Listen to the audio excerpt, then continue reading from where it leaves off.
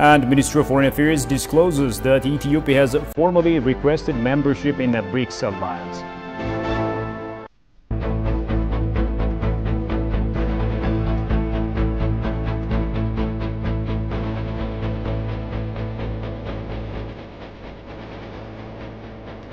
Greetings, dear viewers, ladies and gentlemen. This is ATV News with the news. I'm Shifar Alako. Thank you for joining us.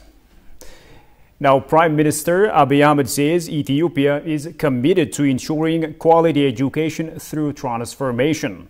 The Organization of Educational Cooperation, OEC, has held its first extraordinary session of the General Assembly Summit 2023. It has also unanimously elected the President of Comoros and Chair of the AU, Azalia Soumani, the President of the Organization of Educational Cooperation. Kasaun Chane reports.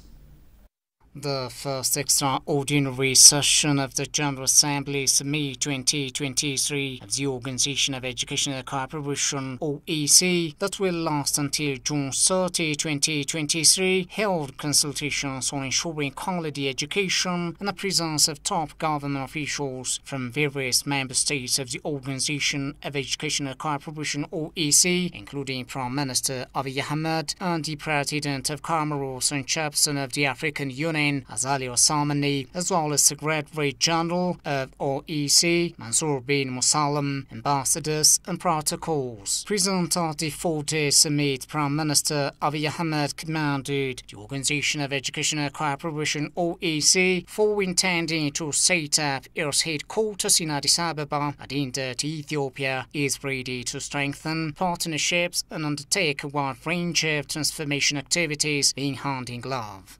The unique challenges faced by developing countries demand pathways that celebrate diversity, recognize indigenous knowledge, harness the strengths and wisdom of local communities, and create space for innovation and transformation. By investing in education, we equip our youth with the knowledge and the skills needed to navigate an ever-changing world. In Ethiopia's efforts towards cultivating inclusivity in education provision, we are undertaking activities to ensure that the gender gap is closed and that students with special needs are considered. Stating that OEC is very much committed to providing the necessary financial, technical and monetary support to the member states, Secretary General underscored that his global organization will run to solve the problematic issues of education and would modernize the education system in the 8 years of the organization's strategic plan. The ties which bind our Secretariat, our member states, and our associate members together in our common organization are far more solid than those of a mere partnership. Our collaboration far more potent than the transactional nature of mere programmatic delivery.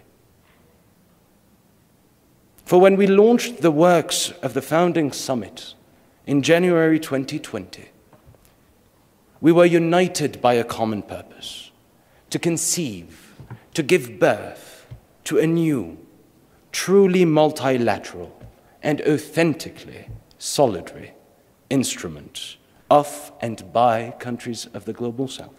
In the same line of reasoning, Premier Abiy further stressed that Ethiopia is steadfastly dedicated to helping to ensure the OEC's efforts to provide high-quality education through thorough cooperation and diverse with indigenous knowledge.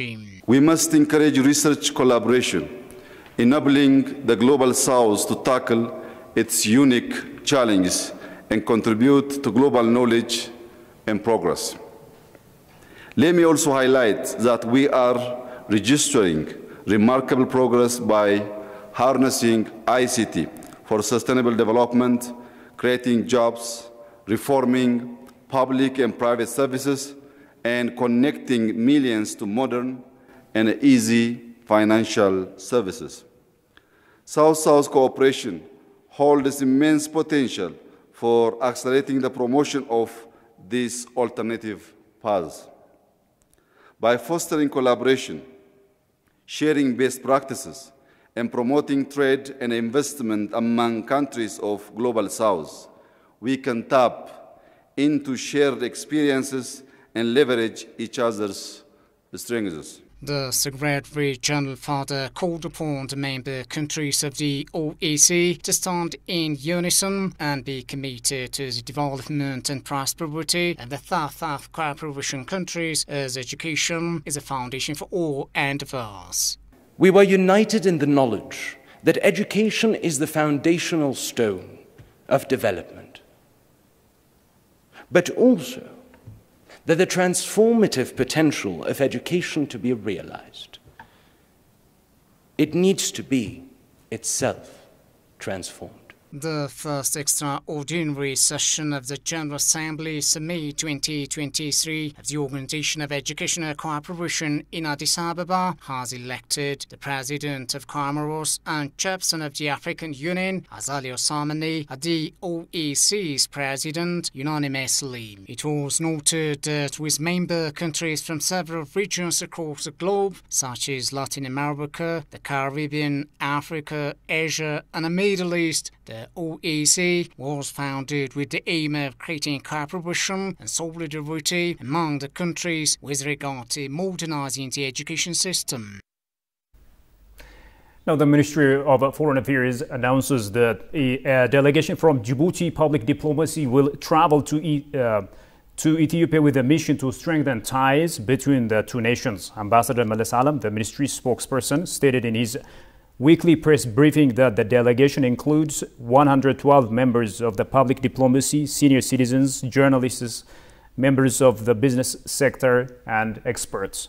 Noting the close ties between Ethiopia and Djibouti, Meles claimed that this visit, which will happen from July 2 to 7, 2023, will offer a chance to further strengthen such ties in the areas of trade, tourism, politics, and the economy, among others. The delegation will take part in people-to-people interactions and the Green Legacy Initiative, and the visit will help improve the country's reputation. The spokesperson added, Ethiopia, the ambassador said, will continue to collaborate with organizations that can advance its interests, noting that the nation has been a founder and member of numerous international organizations. We expect the BRICS will give us a positive response to the request we have made, Meles stated.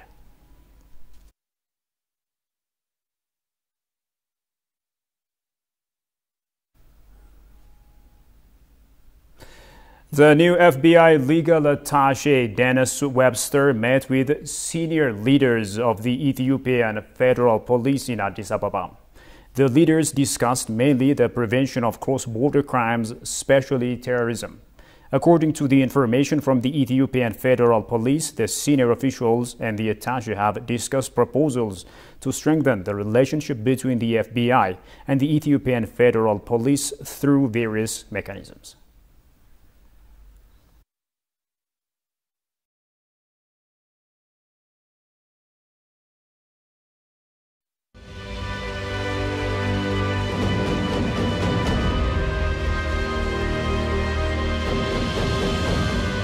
Only these tiny stones, it took us about 14 years to finish. This place has one of the most remarkable landscapes I've seen.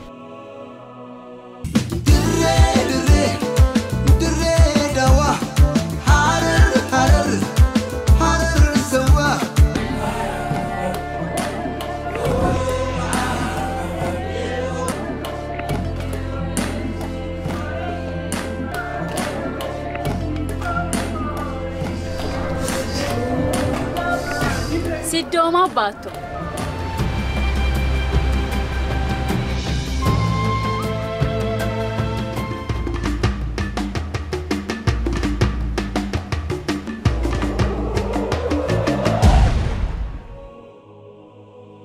Yeah, in 2013, they have a different calendar, of course. Now.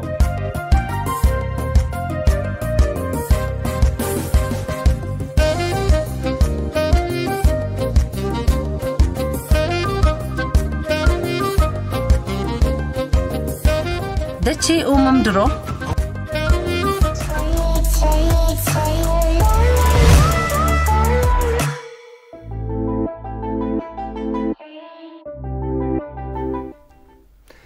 Welcome back. The head of the European Union's Development Cooperation, Stefan Locke, announces that the development cooperation of the European Union will continue in Ethiopia. The Minister of Planning and Development, Fitsum Asafa, has received the head of the cooperation in her office. The European Union would like to strengthen the cooperation after the agreement reached to resolve the war in the north peacefully, and the efforts being made to make the agreement fruitful was disclosed. The official mentioned that the Union is preparing and finalizing a medium-term development cooperation framework. The Minister of Planning and Development, Fitsum, on her part, has explained in detail the government's medium-term development and investment plan and indigenous economic reform.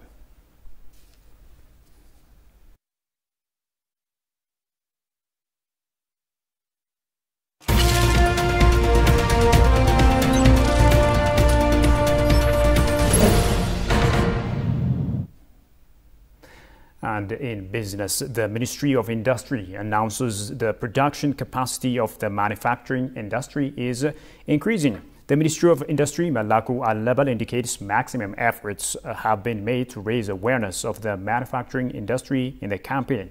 Shagari Matau tells you more.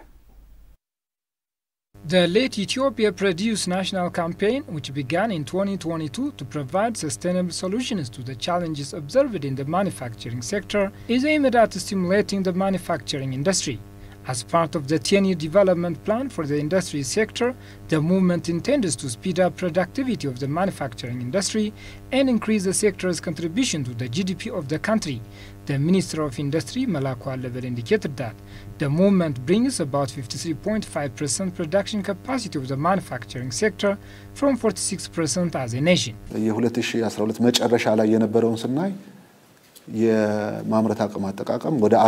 the end of 2021, the production capacity of the manufacturing sector was 46%. After that, it was affected by COVID-19 pandemic, the conflict in northern part of the country, in the Russo-Ukraine war. If the Let Ethiopia Produce movement was not launched and necessary support was not given, the production capacity would be lower than this. However, due to the government's commitment to accelerate the industry sector, the capacity level raised to 53%. This production capacity fluctuates in each sector, but the average is 53.5%, which is a significant growth. 53.5% አካባቢ የማምረት አቅም አጠቃቀም እንዲደርስ ማድረግ ተችሏል።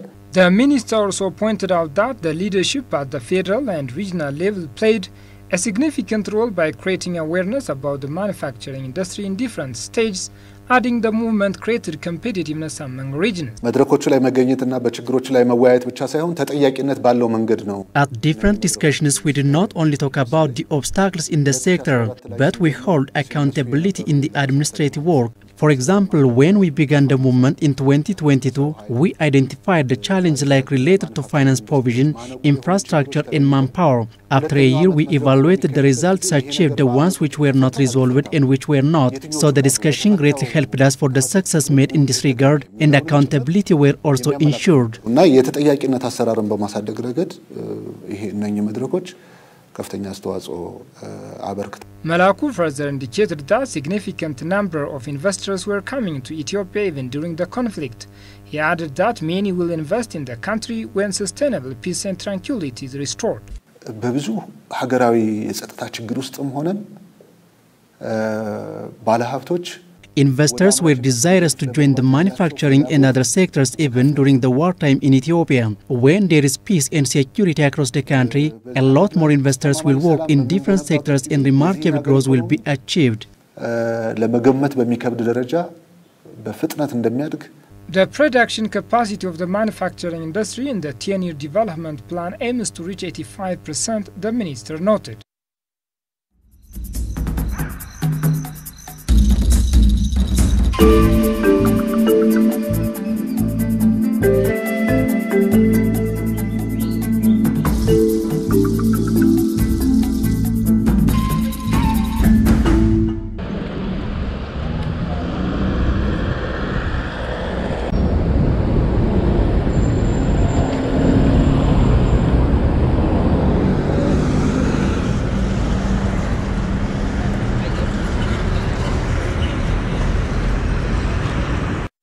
Of about 1.7 million.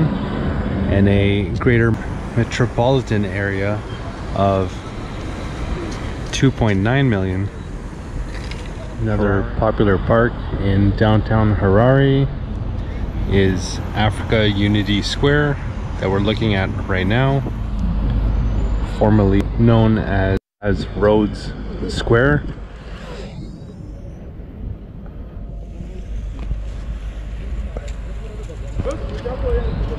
I heard that before there was a huge fountain here.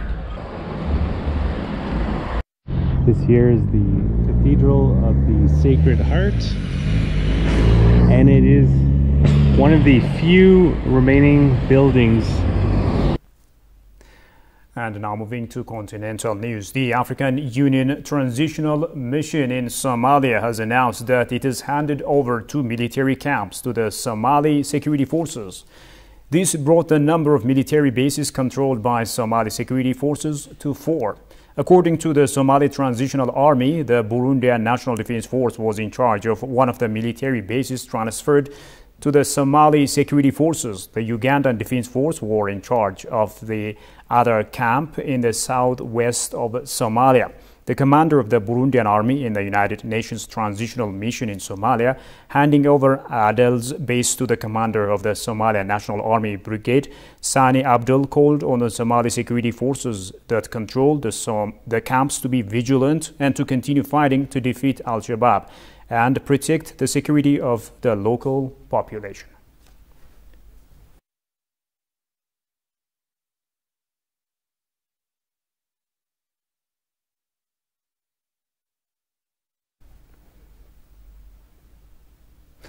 And finally, Sierra Leone capital said to be calm after contested election outcome.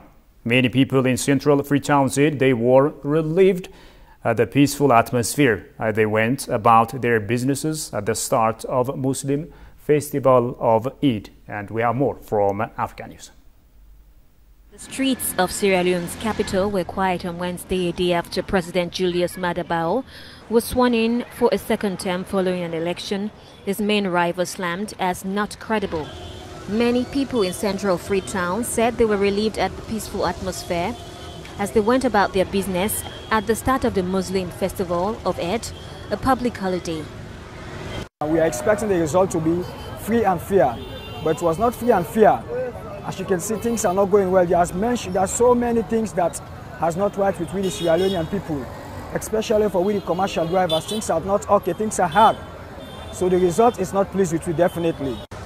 Bio, who leads the Sierra Leone People's Party, was sworn in at State House on Tuesday immediately after the Electoral Commission announced he had narrowly won outright victory in the first round of voting. We don't feel any violence around our community here. We don't feel any violence. Everyone is cool, as you can see the background. Everyone is cool, everyone is doing well. You know, everyone is happy. Everyone is going on with his or her normal business. We are okay. The EU observers, however, denounced violence by security forces at the APC headquarters in Freetown on Sunday night, which left a woman dead. All the viewers, you have been watching ATV News. Now a quick recap of the top stories. Prime Minister Abiy Ahmed expresses Ethiopia's readiness to strengthen partnership with the OECD.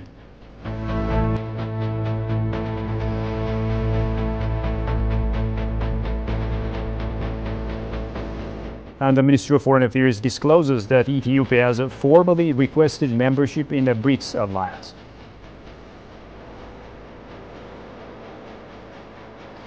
That's all the news stage for now. Thanks a lot for watching us. Bye-bye.